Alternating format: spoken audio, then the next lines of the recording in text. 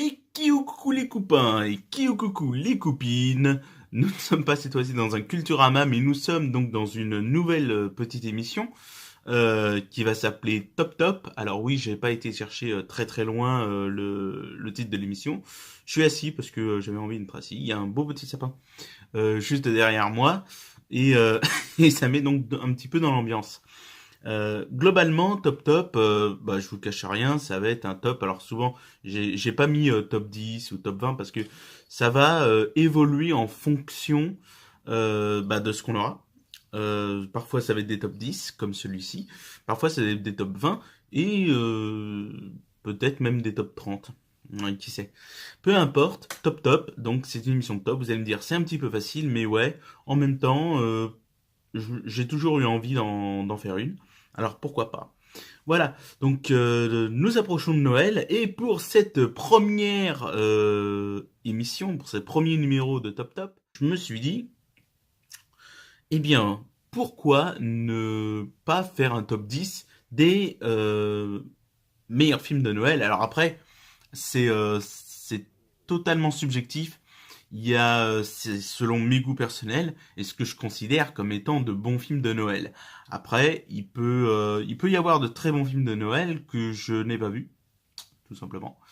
Mais j'en ai vu déjà beaucoup et globalement, j'ai essayé de faire quelque chose qui pourrait plaire à tout le monde. Donc on a des films de Noël bah, un peu enfantins, hein, des dessins animés.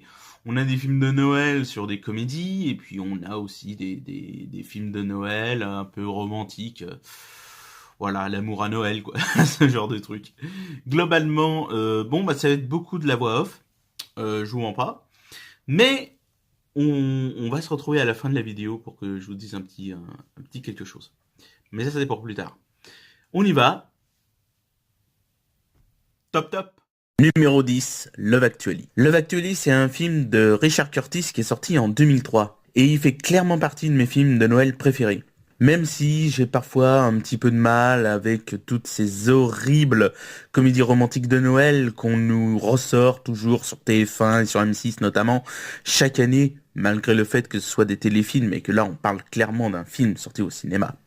Celui-là, il m'a fait énormément rire, du début à la fin. J'adore ce film. Hugh Grant en premier lieu, bien évidemment. Hein. L'histoire n'a absolument rien d'original, hein, mais elle se laisse suivre avec un immense plaisir. À partir du moment où on laisse quelques petites idées qu'on a de côté, bien évidemment. D'abord, il y a son casting, absolument prestigieux. D'un côté, on a l'excellentissime Liam Neeson. On trouve bien évidemment, comme je l'ai dit plus tôt, l'habitué du genre Hugh Grant en un improbable Premier ministre qui me fait hurler de rire. Vraiment. Avec son côté so British qu'il a tout le temps. Et surtout, l'immense Alan Rickman, dont le personnage est marié à Emma Thompson, et qui se fait draguer par une collègue de bureau, une petite bombe sexuelle, quoi. Les situations sont vraiment multiples, tout se termine forcément bien, puisque c'est un film d'amour, c'est un film romantique de Noël, donc automatiquement, ça se termine toujours bien, bisous bisous, on est tous heureux, on est tous contents, voilà. Mais tout est fait avec finesse. Voilà, c'est fait avec finesse et avec énormément d'humour. Donc ça nous fait passer tout ce côté très gnangnan, très chochotte qu'on a dans les comédies romantiques de Noël, genre un papa pour Noël, une maman pour Noël, l'amour à Noël, un mari pour Noël. Voilà, ce genre de conneries, ça nous fait passer absolument par-dessus tout ça parce que c'est pas le but. C'est pas le but recherché. Alors oui, ça parle d'amour, oui, c'est toujours un petit peu sur ce domaine-là, mais on sent qu'il y a quand même quelque chose derrière. Il y a le père enfin, le beau-père qui essaye de se rapprocher du fils de sa femme qui est décédée, d'un côté. D'un autre côté, il y a l'homme qui a perdu sa femme. Voilà, et c'est un écrivain qui a perdu sa femme et qui retourne essayer d'écrire. On a, comme j'ai dit, bon, le Premier ministre, lui, par contre, c'est une autre histoire. C'est plus dans le domaine amour-amour. Voilà, bisous bisous. C'est plus dans ce domaine-là, mais on a vraiment des petites choses qui sont à part. Voilà. À ce titre, d'ailleurs, les quelques scènes qui sont vraiment hilarantes, je pense à la chorégraphie de Hugh Grant, mais c'est un film qui a beaucoup d'humour, qui a beaucoup d'émotions. Si vous voulez vous amuser, si vous voulez rire, n'hésitez pas à regarder ce film. Quand il passe, moi j'hésite pas à le regarder. C'est pas le genre de film que j'achèterais bien sûr en DVD ou en Blu-ray, mais c'est le genre de film, quand il passe à la télé, je le regarde et je me fends la gueule du début à la fin. Voilà. Donc Love Actually, très bon film. Numéro 9, Family Man. Family Man, c'est un film de Brett Ratner avec Nicolas Cage. Il est plus ou moins un remake de La vie est belle de Frank Capra. Un film d'ailleurs que je vous conseille de regarder. Je l'ai pas mis dans cette liste parce que j'ai pas super accroché à ce film. Voilà, jetez-moi des tomates si vous en avez envie. Mais je sais pas, j'ai préféré ce film un peu plus moderne, un peu plus rigolo, à la limite, un peu plus sympa. Ok, bon, c'est pas le film du siècle. Ok, c'est même pas de la comédie romantique du siècle. C'est bourré de défauts, c'est gonflé au cliché, c'est voilà. Mais bon, bien sûr, c'est parfois un tout petit peu niais. On va dire que ça passe comme une lettre à la poste. Voilà, ça reste sympathique à regarder. On l'aura probablement très vite oublié, petite, euh, cette petite idiotie, on va dire, hein, de la comédie romantique de Noël. Mais sur le moment, c'est quand même une toute petite mignonne histoire d'amour de Noël, si on le regarde comme ça rapidos. En gros, je vais vous faire vite fait le pitch du film. Voilà, je suis pas du style à vous spoiler à mort. Mais bon, à la fin des études, il y a un couple qui se sépare et qui rompt, hein. Voilà, c'est un grand amour. Lui, il devient un con richissime, voilà, et solitaire, qui vend des actions comme des petits pains, et ils ne se retrouveront pas. Enfin, pas vraiment. Jusqu'à ce qu'un ange le fasse sortir de sa vie de businessman pour le propulser dans ce qui aurait pu être sa vie s'il n'avait pas quitté son plus grand amour. Voilà. C'est peut-être la meilleure partie du film, de voir cet homme d'affaires qui brasse les billets par milliards avec l'arrogance de la réussite et qui se retrouve complètement con devant une couche pleine d'un bébé. Voilà. Voilà. Toute cette vie si loin de Wall Street ressemble pour lui à un interminable épisode de koh. C'est super drôle, Nicolas Cage joue superbement bien, il est excellent dans ce film que je vous conseille fortement, Family Man, avec Nicolas Cage. Numéro 8, L'étrange Noël de Monsieur Jack. L'étrange Noël de Monsieur Jack, c'est un film d'Henry Selick qui est sorti en 1993, ça commence à dater encore un petit peu maintenant, produit par Tim Burton et distribué par Walt Disney. Pourquoi je l'ai mis en numéro 8? Parce que ce film est absolument cultissime, vous allez me dire. Bah pour une raison toute simple, c'est que j'ai toujours eu des problèmes avec ce film. Je le trouve excellent. Je trouve vraiment que le film est bien réalisé, le scénario est prenant, mais pour moi, c'est un film qu'on peut autant regarder dans la période de Noël qu'on peut regarder dans la période d'Halloween, en fait. Tout simplement. C'est à la fois un film d'Halloween et à la fois un film de Noël. Donc, pour ça, c'est un petit peu ambigu. Voilà, c'est un petit peu ambigu. Alors après, ça reste très sympa à regarder du début à la fin. Bon, j'ai toujours été aussi un petit peu dérangé, mais ça après, je pense que c'est peut-être le côté enfantin du film qui fait ça, d'avoir des chansons en plein milieu. Alors, si les chansons encore n'étaient pas traduites en français, je dirais pas, mais j'ai toujours eu ce problème des chansons traduites en français dans l'étrange Noël de Monsieur Jack. Je pense vraiment que s'ils avaient gardé les versions en anglais et qu'ils avaient mis un simple sous-titre, je pense que ça aurait été... Après, c'est pour des enfants, surtout. Donc, bah, il y a des enfants qui savent pas encore lire, ça aurait été un peu compliqué. Je peux comprendre. Mais une deuxième version, comme ça, aurait été sympathique. Mais je le mets en numéro 8, tout simplement, à cause de ce problème, Halloween, Noël, c'est pas vraiment un film de Noël pour moi. C'est pas non plus un film d'Halloween pour moi. Donc voilà, c'est un peu entre les deux, c'est un peu ambigu. Donc et ce qui est ambigu, j'aime pas. Donc globalement, même si j'aime bien le film, je le mets en numéro 8.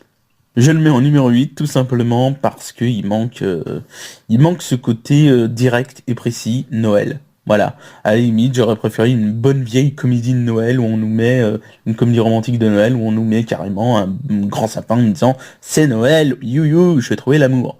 Ça au moins, bon, c'est pas ambigu, ça reste un film romantique de Noël.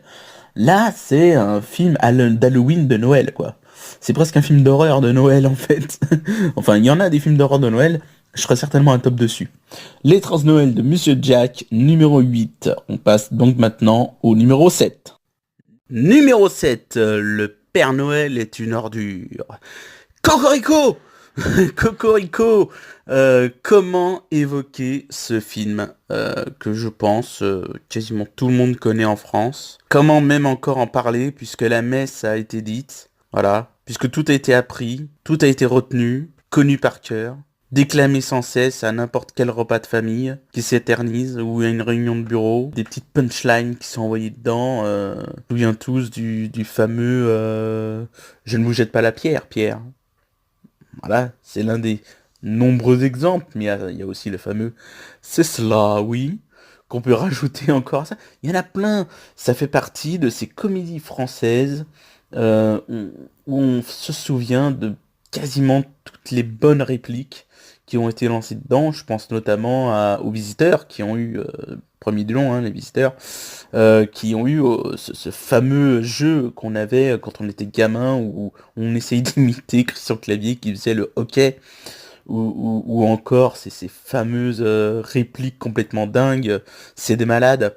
Voilà, et ben le Père Noël est une ordure, c'est du même niveau, c'est du même calibre, c'est une comédie qu'on regarde, ça se mange sans fin, hein. C'est énorme, c'est roulé sous les aisselles, comme on dit, voilà, c'est tout ce que je peux faire pour parler de ce film. C'est un géant de la comédie française. C'est irrévérencieux au possible. C'est incroyable. Voilà, le Père Noël est une ordure, traverse les années et les modes sans même lasser, sans même craindre la comparaison avec d'autres films de Noël, parce qu'il n'y a pas d'autres films de Noël qui sont comme ça. Ça n'existe pas. On a beau chercher, il n'y a aucun autre film de Noël qui ressemble au Père Noël est une ordure. Voilà. Donc, on peut le dire, personne n'a jamais osé aller aussi loin dans l'humour noir, l'incorrection, le trash et l'insolence. Et franchement, le Père Noël est une ordure mérite très largement d'être en sixième position. Numéro 6, le Grinch. Le Grinch, c'est une bonne comédie. C'est un film de Ron Howard qui est sorti en 2000 avec Jim Carrey. C'est une bonne comédie pour toute la famille. C'est extraordinairement drôle, c'est sympathique à regarder. Bon, c'est vrai qu'il y a eu un film original que je n'ai pas vu. Je n'ai pas vu, c'est le seul film sur le Grinch que j'ai vu, en fait. Mais je l'ai bien aimé. J'ai bien aimé ce film. Euh, Ron Howard nous propose une excellente mise en scène avec des acteurs qui font leur boulot correctement, on va dire, hein. Bon, Jim Carrey fait du Jim Carrey de toute façon, donc il n'y a rien d'extraordinaire. Le film a eu des critiques quand même très mitigées à sa sortie, mais personnellement, je trouve qu'on s'en fout, quoi. Voilà.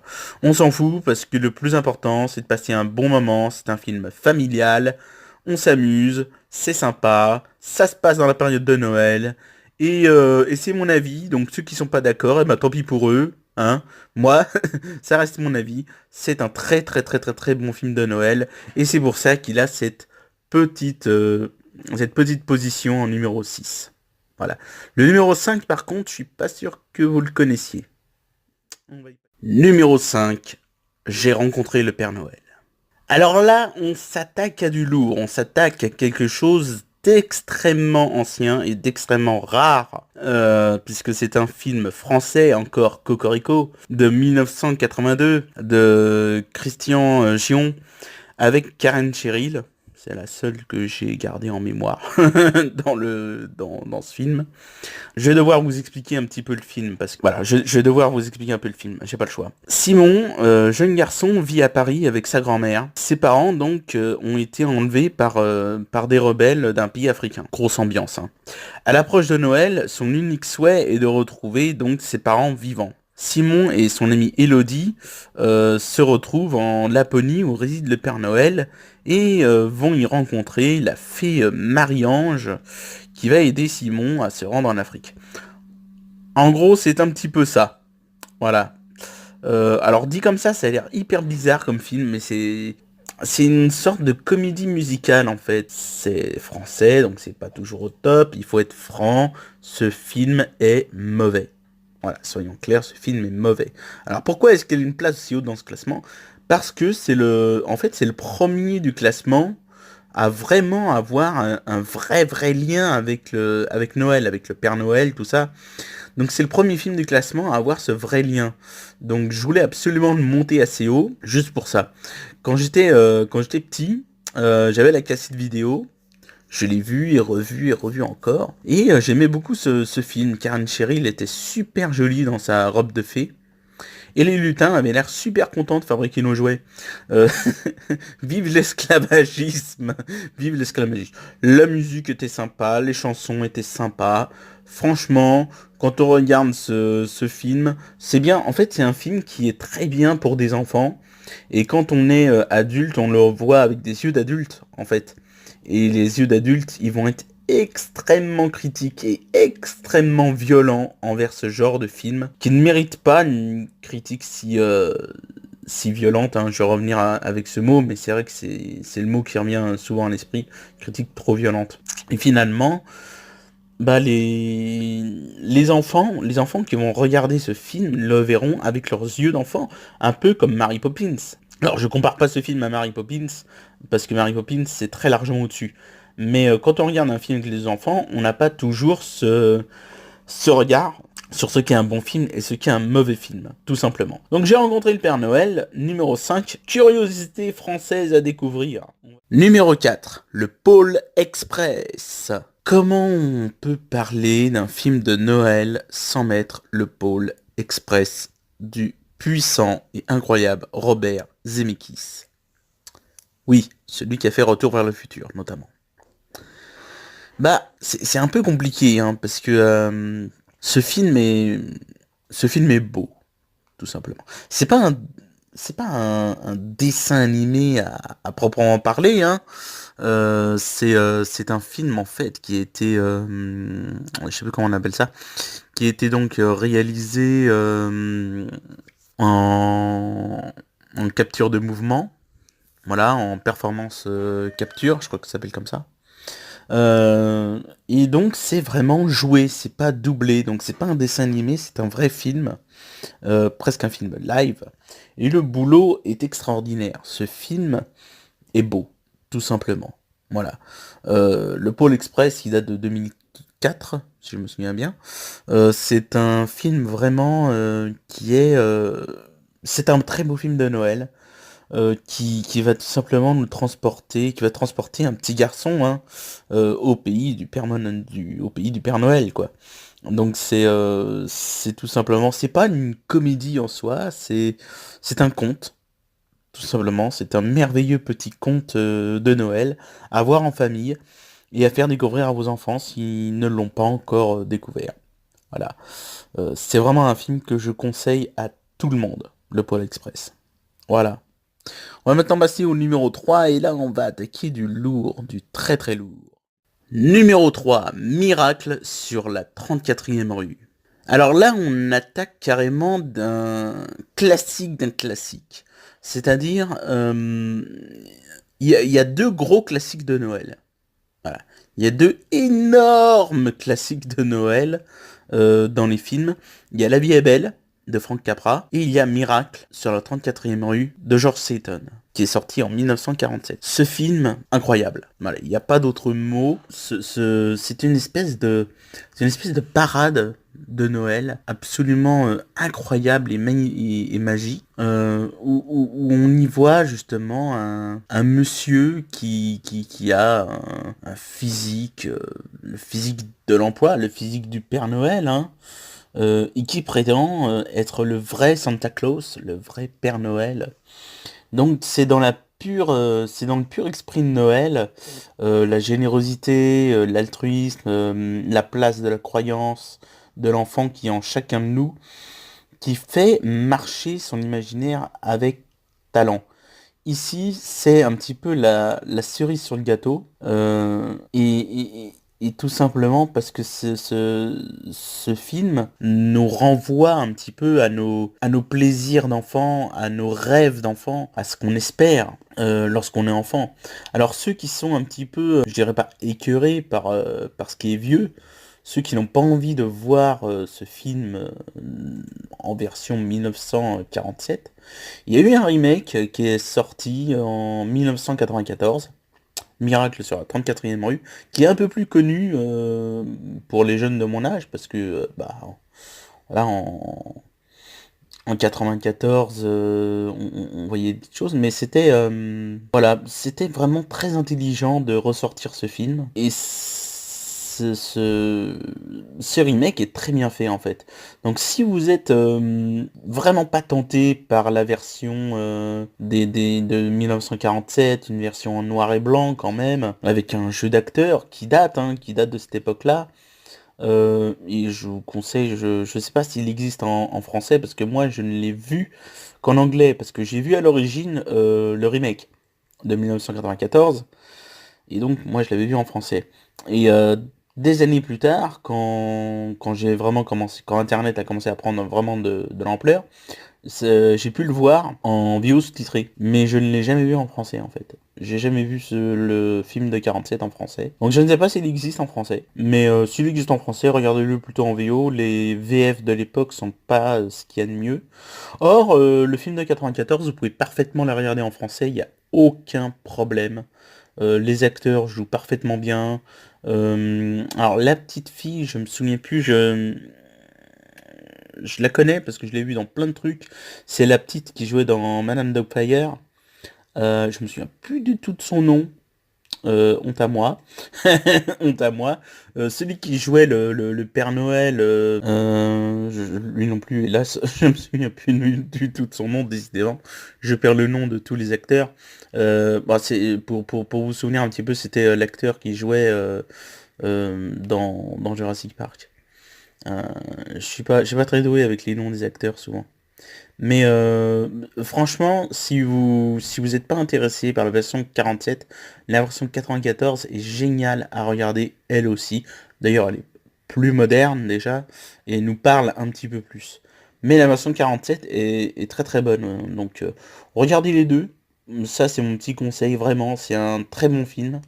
Vous pourrez même avoir peut-être la larme à l'œil en le regardant parce que c'est un film absolument merveilleux. Il n'y a pas d'autre mot. Voilà. La seule chose qui me vient à l'esprit, c'est merveilleux. C'est merveilleux, c'est Noël, c'est beau, c'est émouvant. C'est ce que j'appelle un film de Noël, et pas les espèces de machins, de comédies romantiques à la con, qu'on nous diffuse en boucle comme ça sur TF1 et sur M6. C'est un vrai film de Noël. Et dans le 2, on va arriver à quelque chose que vous connaissez tous, je l'espère, sinon... Numéro 2, Maman, j'ai raté l'avion. Ah ouais, Home Alone et Home Alone 2. Les deux gros films que je surkiffe. J'aime ces films. Voilà, ils font partie de mon enfance. Ils font partie de ma vie, quoi, et de la vie de beaucoup d'autres enfants de mon époque. C'est un film qui date quand même de 1990, de Chris Columbus, et c'est aussi l'explosion de Macaulay Culkin du côté positif comme du côté négatif. Voilà.